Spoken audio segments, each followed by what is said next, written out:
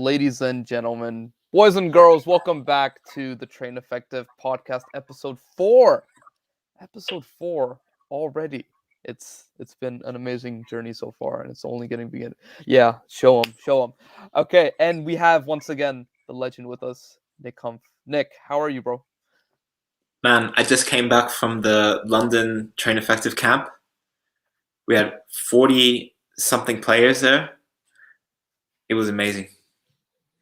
London Train Effective Camp. And now that actually I do want to hear about this because I've seen the social media like stories and that on like at Train Effective on the Instagram and TikTok as well, but mostly on the Instagram. And it felt like so much was happening. Like there like obviously you have the training, you have like just the master classes, but like what was your favorite part when you were there? Mm. Just the smiles on people's faces, man. Like the experience. Because just to give some context to everyone that's listening, we started Train Effective camps as they are now. Now we have 40 plus players, but it started with just one player. And the first player we ever had, his name was Chatty. Chatty, Hash is smiling right now. We had Chatty. He was about 15, right? 15 years old from Sweden.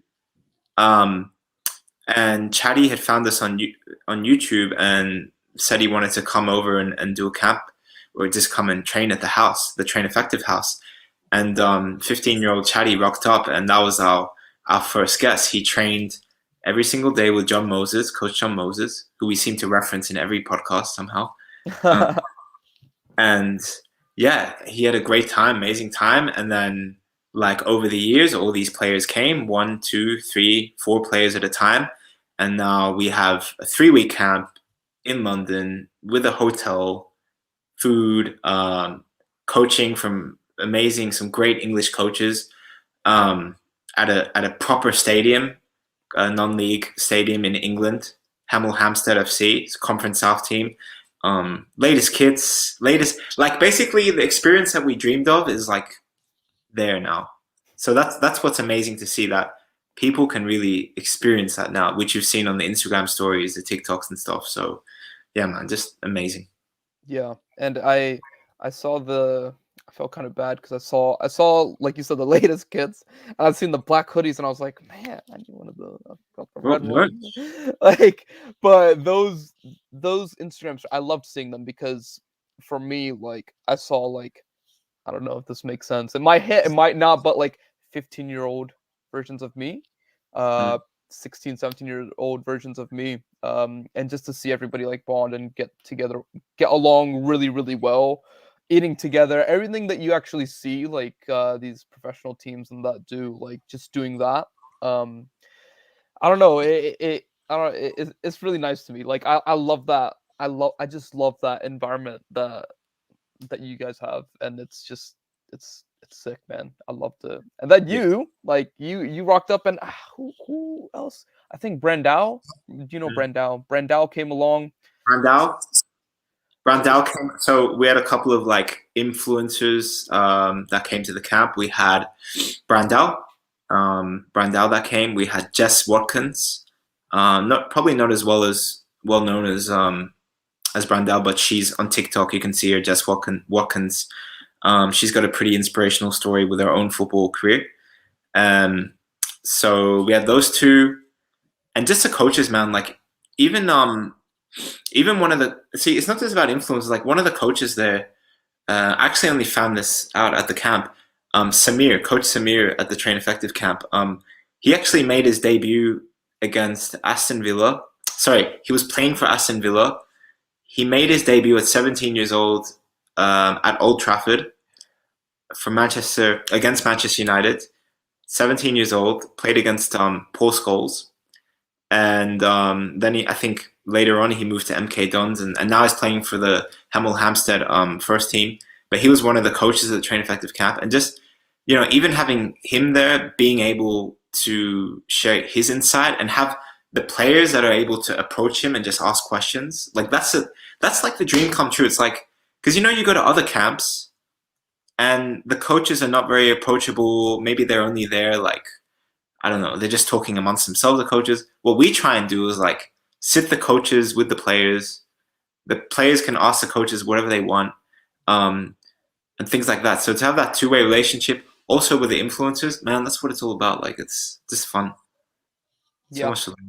Yeah, and that like it's like that intimacy is like important because some players do need like just literally they need that arm around their shoulder and be like, hey, like you can improve this, you can do this, you can do that. And for me, this is a personal thing, Nick. Like you can't do that. I feel like you can't do that with 150, 200, 250 players. Even No. if like coaches like have like good intentions in mind, like it's difficult to take 5 minutes out of your day for 250 players. That's Mm. like I don't know that math is just like 1,250 minutes. I don't know how many hours that is. um, but that's just my thing. So I love that's been a thing. And to be fair, it started with like just doing that from the off, even with Chatty, Mm. where Mo would have conversations with him and really connect, and it's just a beautiful thing. It's those Uh, deep talks, man. Like even at the camp now, so we have 40 players, and then like people listening might be like, "Oh, 40 players, that's a lot." But actually, we try and so even at the camp, like every evening, we'd have like one-on-one sessions. So you could literally sit down with Coach John Moses for 15 minutes each player, and go through like basically your personal struggles or like yeah, just like individual feedback basically. Um, yeah, that's that's valuable. yeah, valuable. Like that's what we want to make it like. Because you and me as players, and we've been to these different camps before, right? Like UK football trials and all these other LA Galaxy stuff. Like, yeah, I won't mention anymore, but we know how it can be there, and we know what makes us different is trying to be like really personal and trying to help each individual. So that's the special thing. That's the special thing about the camps, and that's why the last 3 weeks, man, was just an amazing thing. Yeah, just to kind of like just a final thing on that before we get into today's topic. One thing I had happened to me, and I don't think you know the story, but in 2017, February 2017, I went to a camp in England, one of the ones that you just mentioned, and I actually like did really well at this camp. One of the goals I scored was like the top like goals of the month, all this stuff, and I guess like I don't know if this happened to you, but they like didn't have my name like on their like list of like players for whatever reason. And then it got to the end of that trial, and everybody gets like these little like slips that are like this big back, and they have like little check marks on it, like from A to F for each like skill level, I guess, or attribute. And I didn't have one. I told the coach, I was like, oh, like I didn't get one. And he's like, you didn't get one. And I was like, no. And he's like, he pulls one out, literally checks it off in front of me, and I'm like, nice. Like, and I'm like, the only problem for me with that is like, bro, like some players I was calm, I was okay, but some players might rely so heavily on this. They might shape their identity around this little paper slip that this coach might have took 5 seconds to fill out, and then they'll be like, oh man, my shooting is a D. And it's just like, no, this is just not a full concrete like well-rounded judgment of your game. So that's why I like that these coaches like have a deeper look at you and can sit down with you in that. Right, and that was the whole thing of the camp. It's like so the players at the evening you could have these one-on-one sessions, but also at the end of the camp you actually sat down with the coach from the camp and talked about like your personal evaluation from everything. And that coach is like it's either coach or a scout. So you actually have that one-on-one time. Like that's what we feel is really important. Just so yeah, because like it's great to get like this checklist and stuff, but I think it's even more important just to actually be able to be talking to the coach and having that one-on-one time, So Yeah, yeah, yeah. you know. And remember this whole like figuring out your strengths and weaknesses. What Mhm. better way to get like multiple opinions from that with people that have been watching you for a few weeks? Um, Lovely. So with that being said, Nick, I want to talk about risk, man. Risks in life. This is a exciting topic. It can even be a bit of a touchy topic, but we don't really shy away from these difficult conversations because this is the stuff that people that people do go through. These are the things that people go through every day. And today I want to talk about now or later, evaluating risks, when to take risks, what's a good risk, what's a bad risk. You've kind of you're kind of infamous for taking risks. 100-day challenge, quitting your job, quitting your job, like go in like in Switzerland. And if for people that don't know, nice place Switzerland. And here in America, at least, Nick, I don't know if you know this, but people like talk about like, oh, like best place to live, Switzerland. Want to travel to Switzerland? This, and that, Switzerland. Um, and you like got up and just left there, Switzerland, and went to Innsbruck, Germany. Oh yeah. You're going to England and the north of England, all this stuff. So how my question to you is, how do you evaluate like risks in your life when you see an opportunity but you see there's downside, there's upside? It could be a football trial, it could be emailing a coach. Do you look at downside? Do you look at the upside? Like, how do you go through this process of taking risks? Because I feel like footballers and people go through this every day. Yeah, I mean, you got to take risks to progress. To If you got goals, you got to take risks. So risk taking is just part of achieving anything really. In your life, if you got big goals. The way I always looked at it is, I looked at it I'm actually very like analytical and logical with the way I look at things. And let's talk about the 100-day challenge, which a lot of people know me for. If you don't know what the 100-day challenge is, just go on YouTube and type in 100-day challenge, because that's what set the blueprint for what Brandao does now, and for a lot of these other YouTubers that they do challenges with football. But basically, 100-day challenge, I tried to get a pro contract in 100 days. This was back in 2017. Before the 100-day challenge, I was working, as Hashir said, I was working in Switzerland. I was working at a bank in Switzerland. I was earning good money. I was like 20, what, 22, 23, 22, 23. And basically life was set. It was like I would say what's called a golden cage. And in a golden cage, basically, you got everything you need, everything you want to like have a good life. You really don't need to move anywhere or go anywhere or do anything else, because it's a golden cage. You basically made it to to have like a good life, I guess. But so I had that, but I always had this goal with football. I wanted to become a professional. I wanted to play at a professional level. So, and I wanted to document it. I thought it would be cool to do a YouTube challenge about it, a YouTube series about it, where for 100 days I daily vlog that experience. But I couldn't be in the job and do that. So I had this idea I had the 100-day challenge idea for about, I would say at least a year before I actually jumped the gun and did it. And in that year, I actually saved money. So I'd have enough money to like fund the trip. I made sure, so I made sure I had money, and I made sure I had a lot of ideas of how I do the challenge. So it was actually quite a lot of preparation, like even the music I'd use, a lot of thinking about how I'd edit the videos and stuff, until I was like, all right, now is the best time. I got enough money saved that I can go do this challenge. So I got enough to take this risk. I've thought about the challenge a lot, so I know how I'm gonna try and do it. And now all I got to do is just take that jump and leap. That's what I did. And I thought, okay, what can I lose here? Like, I can always go back to a good job, pretty much. I can always go back to a good job. Money comes and goes. I've saved some money, so if I spend it and nothing works out, well, fine. You can always earn that money back, especially if you're young and don't have kids and all that stuff yet. So I thought the only upside is, well, I can go chase my goal, chase my dream. And if it doesn't work out, maybe you lose a little bit of money, you lose the job that you have, but you can always get stuff back. So that's the way I looked at it.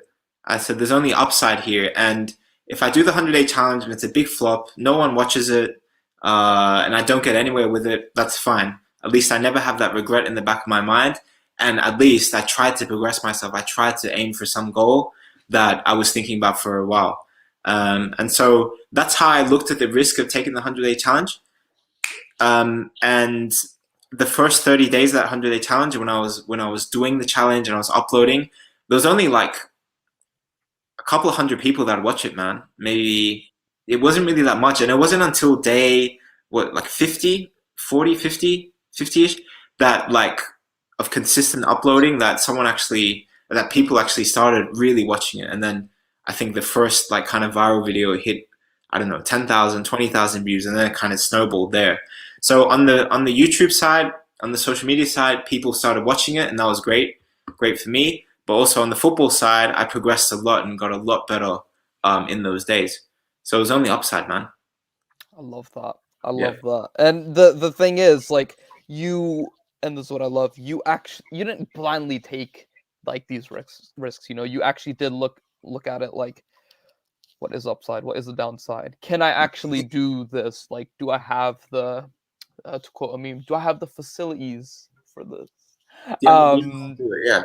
Yeah. so and I think that's a rare one because a lot of people I feel like can get themselves in a bit of trouble or sticky situations when they just like, you know, like, screw everything, Mm. jump right in, and it's like, yeah, that's fine. I understand that, but I think from my perspective, you should have a little bit of a deeper look at things. Um, Now, when it comes to like football, and because this is an interesting one, Nick, and it might be foreign to you, but I have heard it. Mm. Some players are hesitant and nervous Mm. to contact coaches to play in college, Mm. to contact coaches for, I don't know, a trial or a just one training session. Um, and that I guess is a risk, but the downside there, I think you would kind of agree with me where you have to look at the upside and downside. The upside is you potentially play for this team. The downside is someone doesn't respond to you or Mm-hmm. somebody says no to you. Usually it's just a no response, so you don't even really get hurt like that, I guess. Mm-hmm. What would you say to these up and coming footballers who do want to like reach out to people? They want to reach out to, you know, people from our camp or performance or the people that are tagged, but they're too nervous. They have questions for you, but they're too nervous. Take the risk. 1 in 100. 1 in 100. 100 times you'll reach out to someone you really want to talk to, and 99 times, 98 times, 95 times, 216 times they won't reply to you. But the most important thing is consistency. It's about going after it, doing it again, emailing, contacting, and that's how you create opportunity for yourself in such a ultra competitive world, and in a world where there's a lot of people trying to contact the same people. That it just might so happen to be that, let's say you're contacting a team that you're a right back, and it just so happened two of their right backs got injured, and you contacted at the perfect hour to get a trial, to ask for a trial, and you had this highlight video and the CV ready, and your letter was ready, and everything was ready, that the coach or someone in the club saw that email at the right time, that instead of going to other contacts and asking, oh, where can I find a right back? Any other clubs have a right back? They saw your email and they took a chance, and that was that. Yeah, 99 out of 100 times, you might know just you didn't, things didn't align, but that 1 in 100, it did. That's what's happened to me so many times. Most rejection, 99% rejection, 1%, maybe there's a chance. and you only need the 1%, don't you? Like, Yeah. and when you get that 1%, you're not gonna worry or think about the 99%. Like, they don't matter. They don't matter. And it's wild how valid what you said, like what you said just now is, because growing up, like, you don't really think about these things. But what we can tell you is a coach in a good mood checking his email versus a coach in a bad mood checking his email could make a big difference. If someone's in a good mood, they might just respond to your email. Like, this might happen more than you guys and girls like think, because like at the end of the day, everybody that you contact, even the players you watch on TV, everybody is human. Yeah, everybody is human, and we all have these human tendencies. Like, if you the same email that you structure and send to one coach, that Mm, coach might be like, "What is this?" But another coach might be like, "Wow, how well done." Or one coach might be like, "Look at this player like trying to reach out for a trial." Or mm, other coach might be like, "Wow, look at this player's diligence and effort in wanting to play for my team." You mm. know, it's two different, completely different frames of mind. And some coaches, this latter example, some coaches will be like that. And I know coaches that have been like that with some of my friends that have pursued professional football. Some, Nick, I don't know if you know this, but there's another story time in it. There was this list that you compiled when you were a few years ago. You compiled this list of like so many teams and like 500 yeah, plus. yeah, so many 400. emails on there. 400, 500, yeah. Yeah, and I had it. I shared it with one of my friends, and he like contacted every team on there. And I don't know if all the emails were up to date or whatnot, but I think one or two of them replied, and one of them replied, and it did work. I think it was in must have been in Sweden or Norway, but it was like rather like a long reply that said like, "Oh, like we're not accepting anybody right now," and then like a separate paragraph. It was like, "Darren, like we really like." I like it was literally from the coach. He was like, "I do want to like applaud like your like diligence and like your effort to like reach out and like find my email and like put yourself out there because this is like what's needed for young players who want to like get trials and stuff." And like it was such like a wholesome like actual real response, and that encouraged him to keep sending emails not off that list but to other people and other people. And I think he like ended up in playing in Brazil or something somewhere, probably from the same method. Mm. And I know that's a dream for a lot of people. I don't know what level he's at, but he's happy where he's at, so well done to him. And it comes from that 1 in 100 attitude. I Yeah, just need one. exactly. And that's, people say you need luck, you need luck, you need luck. Yeah, maybe you need a little bit of luck, but you create your own luck. And Mhm. that's what we're always preaching. You create your own luck, and you can only create your own luck by trying and trying and trying again. Yeah, That's it. And yeah. then sometimes things just connect at the right moment. Like I was saying, the coach, so these players got injured, and you just contacted at the right time. And it was meant to be. Like, boom. That's just how life works. And one other thing I want to share, like a tip that could really help people, because people might be like, "Oh, how do I get 400 emails? How do I get 500 emails?" This is a great life hack for you. Okay, some stuff that's gonna save you a lot of time. All right. First of all, gather $50 to $100 if you got that. Go to a site called Fiverr.com or go to Upwork.com, one of the two, and literally type in um, you could type in email scraper or data scraper or data entry person, right? One of those kind of terms, and put in your job title when you make a post. Put in your job title. You're looking for someone to scrape like whatever 300 emails, 500 emails, just a list for you, and then give these specific instructions. Okay, if you're this is in the football context. If you want to play in Sweden, then and in Sweden, like if you want to play in Sweden, for example, you have to get the contact emails from each club, right? So you have to know which clubs are in the first, second, third, fourth, fifth, sixth, seventh division of Sweden, and then you literally find every single club and contact them one by one.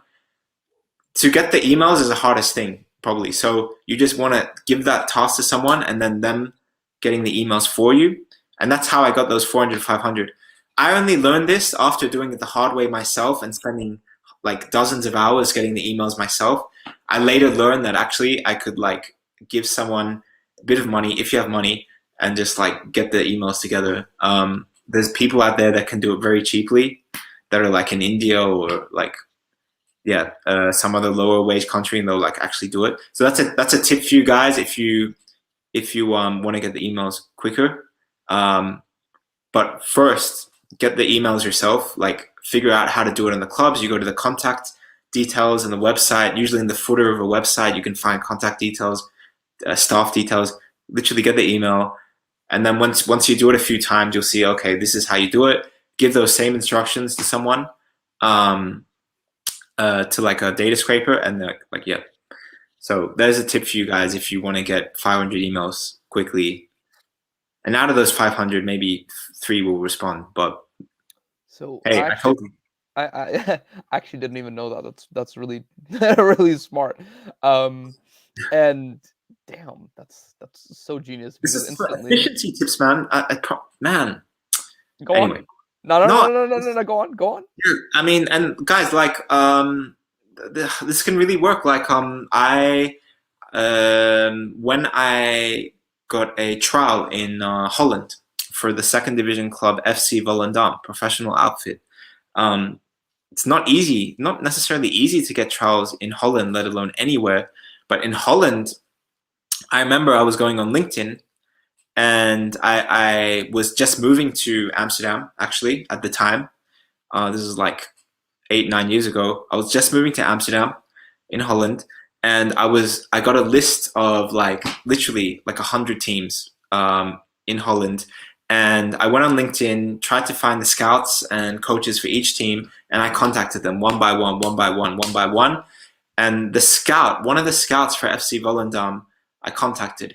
He saw I gave him my highlight video, gave him my CV, everything like that. And then within a couple of weeks, he actually said, Nick, um, go to the training ground at this time. Coach Valk, Eric, I think his name was Eric Valk. No, Barry Smith. That was his name. Barry, great guy. He said, go meet Coach Barry Smith at the Volendam Stadium, and that'll be your first training. That's how I got a trial.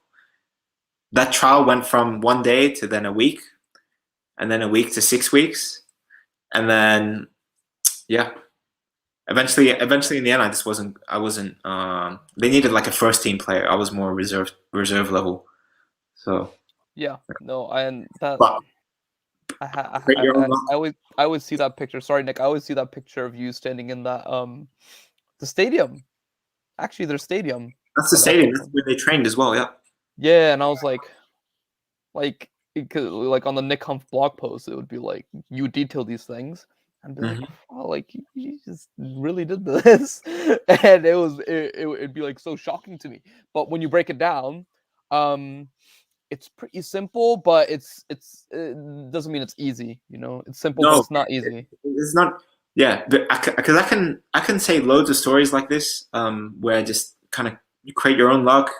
You contact even the way Rio Ferdinand joined Train Effective was a ridiculous amount of follow up and um, Persistence.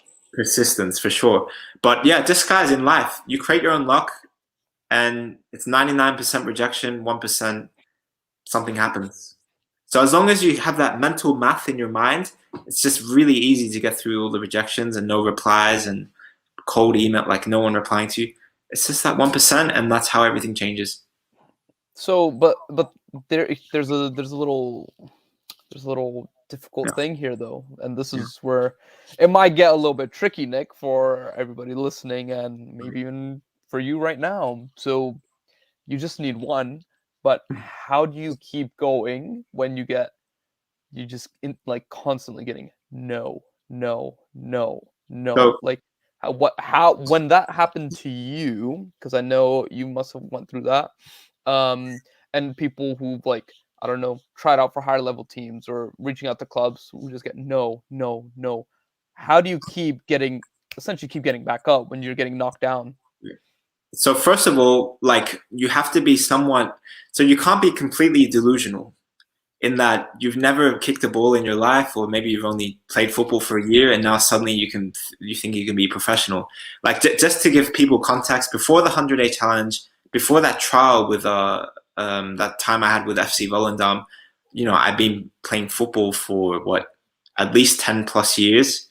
And before that Volendam trial in Holland, I was training like 2 years and extremely intensively, like 15 to 20 hours a week.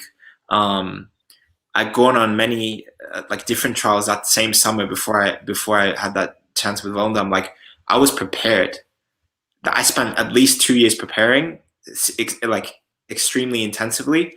That was my whole mental focus, my physical focus, and I already spent 10 years playing. So like this is definitely not like, yeah, you play football for a year, or you've only been training hard for like 2 weeks and now you think you're ready. No, so don't be freaking delusional. Get that in your head, because there's a lot of people that are completely delusional, and you need an element of delusion. You need an element of being a little bit crazy to really go for these opportunities and have that bit of courage and not caring about what people think. But trust me, guys, you have to balance that out with a lot of hard work, a lot of preparation, and a lot of realism too. In that you should see, this is the thing about a coach's feedback or someone's opinion. I think you should listen to people's opinions, not just completely reject them. There's always something in someone's opinion that you can learn from.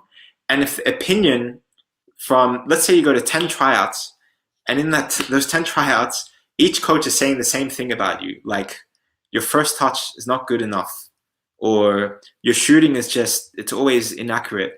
Like, guys, then you know for sure, okay, if I'm really going to progress to the next level, I need to improve those two things. And just to finalize on that point, lastly, like for me, in those 2 years before Holland, I would always constantly evaluate my strengths and my weaknesses, always ask for opinions. I used to be really weak with I didn't used to be very strong. My decision making was very slow. I was always told I'm not quick enough to make decisions on the field. So these are the things I trained with tactical videos, always analyzing games, and then scanning in matches. So that's how I'd improve my decision making. Um, my weak foot was crap. My left foot was crap. Now I can shoot with left and right. No one knows if I'm left or right footed. I trained yesterday. One of the defenders said, "Nick, I don't know if you're left or right footed because I can score with both feet." Amazing thing about practicing a weak foot, guys. Flex. But I could never shoot with my weak foot when I was 16, 17. I only kept practicing that because that's the opinion I heard. They said, "Nick, if you want to be a great winger, make sure you can shoot with both feet." And so for months and months, I practiced that weak foot until I got better and better and better. And then everything was there that to say, "Nick, you can play at a professional level." I believe in that. That's what a lot of coaches were saying. But you just need to, just keep going, keep going. But Yeah. so, for the long-winded answer there, don't be completely delusional. Prepare, um, prepare, work extremely, extremely hard, get opinions, screen them, and you keep going from there, man. Yeah. Yeah, it's interesting. Well, just a quick thing on the weak foot. I don't want to spend too long on it, but people don't understand, like, especially as a winger, if you're two-footed, you Mm, can always be confident in going down the line, getting a cross in, or cutting in and shooting. Like, it literally opens up a whole other part of your game. mm, And because obviously with Train Effect or with our app and our free trials, I always, point people towards certain exercises and drills based on their weaknesses when they sign up for a free trial. And one of the common things I do get is my weak foot. And the premise that I always start with is that your weak foot is only quote unquote weaker because you've used it less. Like, it still has that same potential. You just have to use it more, or you haven't used it enough until today. And for me, obviously, when you start learning, like, you're always going to use, like, you're usually going to use one foot. That's what most people do. That's what I did. But when you're two-footed, I always look at Santi Cazorla, man. This is like the guy that like got me, like, made me an Arsenal fan. And one of the reasons I was like, I never knew like which foot he was. He was shooting with his left, his right. He was so complete.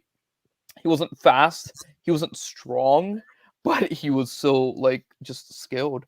And no, I love that point. And I've obviously trained with you now, and guys, I can tell you one thing or two things actually. Nick is very two-footed. And the other thing about the decision making, um, it's not like it's an interesting one, decision making, Nick, because I feel like people think like an improvement, like, you're gonna do some masterful, crazy decisions and crazy, like, I don't know, like Rabona flicks, and that's how you improve your decision making. But for me, it was like, I'm going to mark you, but you play one touch pass really quick, and then you move into space, then you can get the ball back. Like, that's decision making. Stuff like that is what, like, a lot of these top level coaches see. Um, and like, you would outsmart everybody with that, and it kind of pissed me off because I'd look really stupid. But then again, I'd be like, "Well played, man!" Like, so yeah, there's that. And again, it takes a lot of hard work and a lot of time as well and effort to Man, develop these things. 10,000 hours, guys. Serious. Nothing happens overnight, especially improving your weak foot. Yeah, Because yeah, like, yeah. And you'll see at the higher levels, you know, when you go to professional tryouts, you playing with some of the best players, they're both footed, man. Technique is 10 out of 10. Can shoot with both feet, pass with both feet. Like that's just a minimum there. So yeah, the sooner you guys get that in your head, the better, you know. yeah.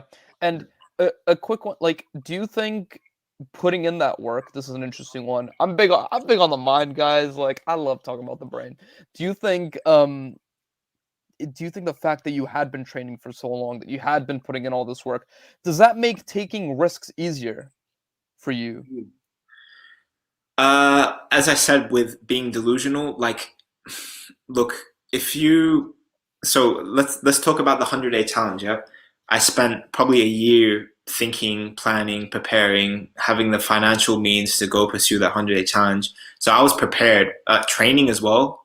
So I was prepared for that first day. Like, it wasn't an overnight decision like that. So I was prepared. So does it make it easier to take risk? Yeah, for me it does. This is the other thing. Like, Hash, we've seen this DM on our Train Effective DM. Um, my Netflix thing is behind me now. This is the Last Dance, by the way. Michael Jordan. He was prepared to Fitting. take this. Definitely. There you Last go. Dance, guys. By the way, the Last Dance on Netflix. I've watched it twice. It's 10 episodes or something. 1 hour, 45-minute episodes. I don't know how long. Watched the whole thing twice. Best series on Netflix. Last Dance. But get back to the point. Taking risks. Like a lot, we get this DM a lot on Train Effective, and the DM goes a lot like, "Hey Nick," or "Hey Hash, hey Hashir, I'm John from Maryland, and I love football. I hate going to school. I'm gonna drop out and I'm gonna play professional football. I'm gonna just go all in on football, soccer. I'm just gonna train all the time. I'm gonna do everything all the time. I'm gonna drop out. I'm gonna quit work tomorrow." And what I usually say to those guys is like, all right, like great that you have that ambition, desire. Maybe just take a step back first, and how about you take the first step, which is actually train every day or actually join a team first. You'd be surprised how many DMs we get with people that are like, I don't know, they just all of a sudden want to do something else, but they're not really thinking about all the steps, the little steps that it takes to get to your main goal. So for those of you guys that are thinking that way, like, oh, I want to quit everything, I want to just have a complete change tomorrow, take it step by step. Usually that means making it a side hustle before making it your main hustle. Yeah. And I Yeah. think the reason for that, Nick, is I don't know if you agree with me on this, but Mm. man, motivation is kind of sexy. Like on YouTube, like Oh yeah. it's really easy to like watch one of the motivational and I say this, guys, because this used to be me. I'm not gonna say that just Mm. blindly. Like this used to be me where I would watch one of these motivational videos, like, and I'm not saying there's anything Mulligan really, Brothers. huh? Mulligan Brothers or whatever. Oh yes, yeah, exactly. Their Yeah. But you, thing you with watched Bugsy it. and that. Which one? Yeah, you're watching the videos and Yeah, yeah. go So on. I would watch these videos and like it's kind of like like I would watch these videos. The video would end. Not Mulligan Brothers, whatever it would be. Billy, whatever. But I would watch it. It's like the video would end, and I'd just stand up and I'd point at the TV and I'd be like, "I'm gonna drop out of school now." Not actually. This isn't actually what happened. But like that's the feelings I would get. That's the feelings I would get. And nowadays, I mean, you have your phone in your hand, and like so, instantly you might go on a Twitter rant about like I'm Champions League winner next week, me, and it's like, you know what? I love that, and if it happens, I'm gonna be over the moon. But let's focus on these little steps on it. But that's what used to be me. But like you said, if we went from being motivated and relying on this motivation to just putting in like a routine or a consistent like plan of like tiny steps towards whatever our goal is, I think we'd be so much better off. because Mm. that's kind of what I realized later in life, Nick. Even like, I don't know, maybe even until like the past couple of years. I think before 2020, like I never really understood this, but like it's those little things you do every day, you know? Stack those little habits, stack the habits that make the big difference in the long run versus tomorrow I'm going to train 6 hours. You know, like the 6 hour training session is great and it's going to look amazing on the Instagram story as well when, you know, you record yourself sweating. But what's Mhm. more effective than that would probably be like 45 minutes every day, every Yeah. week. And it's the same with the gym, you know, it's because we're coming up to New Year's and people are like, oh, I'm fat, so I'm gonna go start going to the gym. And the gyms are full in January, and then February to December they're empty again. So, Yeah. like, it's just the same stuff, man. And I have so much to say on this. Like every rags to riches story, every single rags to riches story starts with the main character with like some problem in their life that they just want to get rid of. Like, you know, they want to become a millionaire, so they like quit their job, or you want to become a professional footballer, so you start taking more seriously. All those stories, like, it doesn't happen overnight. Does not like nothing happens overnight. Just nothing happen. Like nothing happens overnight. Nothing. The success. Nothing happens overnight. That's why we built the Train Effective app. So you have like the progress tracker. You can track your programs every day, the 10,000 hours, like your minutes every day. So it keeps you consistent for years. Because that's what it takes. You know, uh, whether you like it or not, shit's just not going to happen overnight. Shit's not going to happen in a month. It might not even be 6 months. It'll take years, man. And like that's just what everyone needs to get in their heads. This this stuff, your goals, your dreams will take years. And even guys, even if tomorrow, that I'm not even gonna say tomorrow because it won't happen, but even in let's say it was 2 years, you were like, I'm gonna give myself 2 years to become to make my academy team. Once you make it in the academy, it's not over, man. You gotta get off the bench. First of all, you gotta be in the squad. Then you got to get on the bench. Then you got to be starting 11, and then you got to stay in the starting 11, and then you got to try to be one of the best players, and then the best player, then the captain, and then now you got to try and get into the first team or the reserves. Like there's always freaking steps. It does not stop ever. Yeah. Yeah. But Process. like, isn't that like, you know, weird? Like, isn't that like part of the fun to you? Was that part of the fun to you? Yes.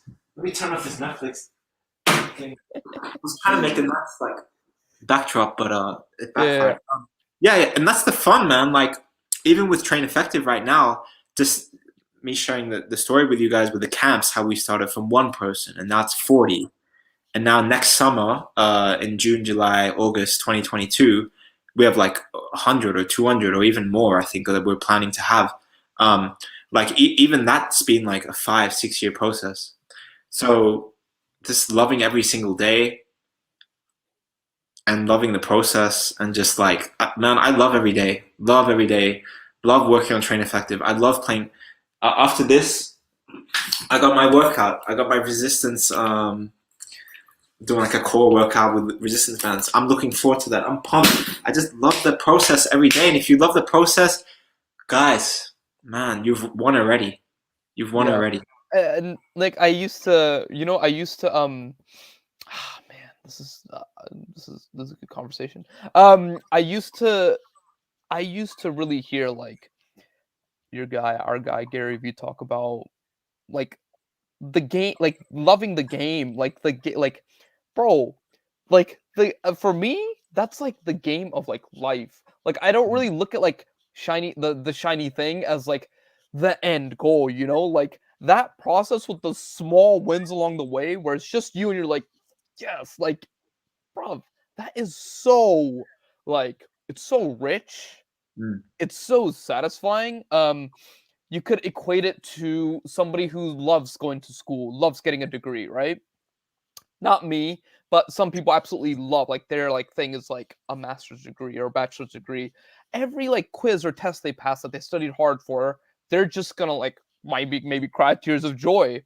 And if you can fall in love with that process of getting to wherever you want to go or doing whatever you want to do, if you really enjoy that process and favorite words, trust the process. If you can do those two things, like I think you're golden, man. I think that's like the formula for like sustainability. And a lot How of can people say like, I'm not motivated. How can you not be motivated? Like if you truly love something, you're going towards something you love. How can you not be motivated? And we're alive. That's another thing.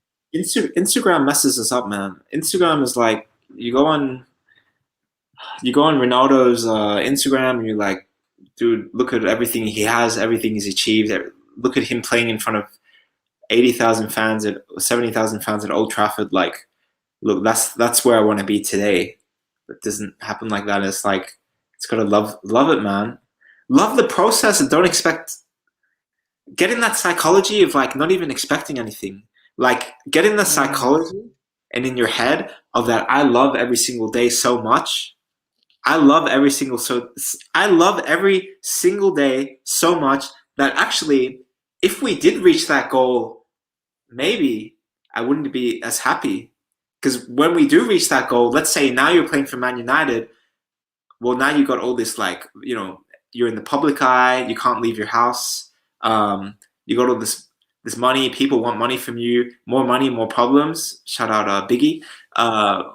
Like seriously, you got a new set of problems. The problems never fade, but just getting that mindset of hey, I just love every single day so much. This is what I'm focused on. This is what makes me happy. I got no expectations other than just living in the moment every single day, loving what I do. And if you've done that, you've won, man. Like serious. Fall in love with that process. Fall in love with the process, man. I Mm. and I'm big advocate for that because then like every day is just rich rather than you're always trying to get somewhere, get thing like that's fine. Like have goals. Everyone has goals in that, but just build your life and love that process. With that being said, actually, Nick, um, let's get to a couple of these comments. And for Spotify listeners, we're streaming on YouTube as well right now. So while we stream, we always have like comments running of people, sharing their words and that. We actually are streaming live. Shout out to everyone on TikTok right now. We've had thousands of people come on the TikTok live at Train Effective Official. This is the first time we're doing live on TikTok too. So follow us on TikTok. And Wow. we're talking about comments, right? This is the next thing, comments. Yeah. We have Noah Danny 11 who says it's not about the end, it's about the journey that counts. Oh. Deep. Huh. Right. But I've seen this reference about 100. I'm pretty sure we have a poster in the Train Effective house that had something like this. It's not about the destination. It's about the journey, that kind of thing. Yeah. But yeah, Yeah. it's true. It's I 100% love true. that. And You know. just one really quick one from YouTube, Elmer Mundo. He said, "Hey, I love the way you're talking about this because it's so true. And social media and all these motivational speakers can get in people's head, and y'all are speaking facts." Oh, I, I shout out E. Elmer. Shout out Elmer, man. I appreciate you. And by no means are we really trying to berate or look down on these like motivational speakers or videos and that. Like there is a time and place for that, and that's great. Although you shouldn't depend on that for your psychology and long-term sustainability when you're trying to achieve So things. I'm so glad you said that because like this is the reason why we're doing this podcast is like so we can actually like deep dive in these topics and what people are thinking because I don't think anyone really talks about that enough. You know, Yeah, like it's not. It doesn't pop up on either like probably on YouTube algorithms or anything. if you guys want Hash or myself to go deep in anything in a future podcast, just DM us at Hashirkan or at Nikamp, and we'd love to hear what you want to hear next to go deep on. But Yeah, yeah, let's get to the other comments. yeah. Well, tell me one from TikTok, Nick. Okay, last one from TikTok. Uh, there's a lot on TikTok. Someone's just comments like saying that thank you for going deep. So this is great. But let me try pick up one. So Shout out TikTok fam, man. I love y'all. Shout out we're at TikTok. 1.3 million followers. Hash Jeez, 1.3 million. you guys are I remember just. we had 1,000 views on our or 100 views on the Snapchat where it all started. I remember, man. Yeah. So look, someone just said shout out SLK football. So I'm just gonna shout him out. There's not a good question here. So yeah, Shout out. shout out. Cool. Yeah. No, Yeah. I mean, in the YouTube comments, obviously, we've got Xavier saying, "I love the challenge you did. Want to do the same. Thanks for the inspiration." Of course. Shout out Nick for inspiring everybody. I love that. And Claude earlier when we were speaking about the weak foot, he said about um he started seriously training it 2 years ago, and he's made a massive improvement since. And Claude is like, actually, guys, if you don't know who Claude is actually a legend. He's an Mm. effective user for multiple years now, and just like the ideal person you want to meet in life. Such a great dude. Um, and yeah, it is better to work hard and become football pro and not famous. Prayer, thank you Oh, guys. Yes, can you're we put welcome, these Bayou. comments on the screen so people can? We're Yeah, sharing YouTube comments on the screen right now, and I think that's very beautiful to see. we Like, can do. We can do. We can do. Look, this is Xavier's for everybody that wants to see that. Um, and Nick, actually, this kind of leads me to something I wanted to conclude with, let's conclude. and I didn't actually tell you about this in the beginning. So it's gonna just hit you in the face. Okay. I want you to kind. It's interesting. We went down this rabbit hole. I want you to state three things you are grateful for today that are non-football related. First of all, my health. Like, I'm freaking happy. Like, oh man, there's people I know that have some sort of condition or disease or have died, and like, yeah, it's not the same as I'm really happy that I wake up every day and I don't have I don't know, cancer, like Yeah. something serious. And I'm just grateful. So number one, my health. Number two is family and friends. Like, if you guys don't know, like I live in Switzerland right now. I live in Europe right now. So it's been 2 years since I saw my family in Australia, because all my family's in Australia because of COVID. Um, and right now they're all mostly healthy and stuff. So I'm just grateful for that. Um, so yeah, knock on wood, nothing. Knock on the couch here, nothing happens. But yeah, I'm just really grateful for that. And number three, not football related. Like, I just love being in a position right now where almost every single minute of the day, I can do what I love doing. And I was thinking about this. Here we go. We're going deep again. These are some deep shower thoughts I had the other day. Hash. Deep shower thought. Like, seriously, Listen, that's where it'd be happening. let's end on this. I think people don't think about. Sometimes I think, Hash. Seriously, sometimes I think. Gum went out of my mouth. Sometimes I think that before, like in previous lives, like 2 lives ago, in 1873, like I was like a peasant farmer that lived until he was 39, because when you got sick, you basically died, and there was plagues and stuff. And I just had to, like, I don't know, pick rice from the rice fields, because I'm Japanese, half Japanese. So I used to pick rice from the rice fields, and that was my job every day. And I hated my life, and like things sucked, and that's all I could do. Yeah. And because in this day and age, what we have like available is like everyone's living longer, everyone's has the opportunity to do what they want to do. We have technology which allows us to, I don't know, contact coaches, do podcasts like this. Like, I'm I'm like pumped. We have clean water, good food. We can eat anything we want pretty much. Like, in 1873, you could probably only eat rice, and like they had food shortages. Now you can go to a grocery store or Whole Foods or whatever. You can pick out anything you want. The abundance that we have, the choice that we have, the fact that we're living in this time, like, that's what I'm also grateful for. Like, every single day, you get to live in the best time, and the best time of the world ever.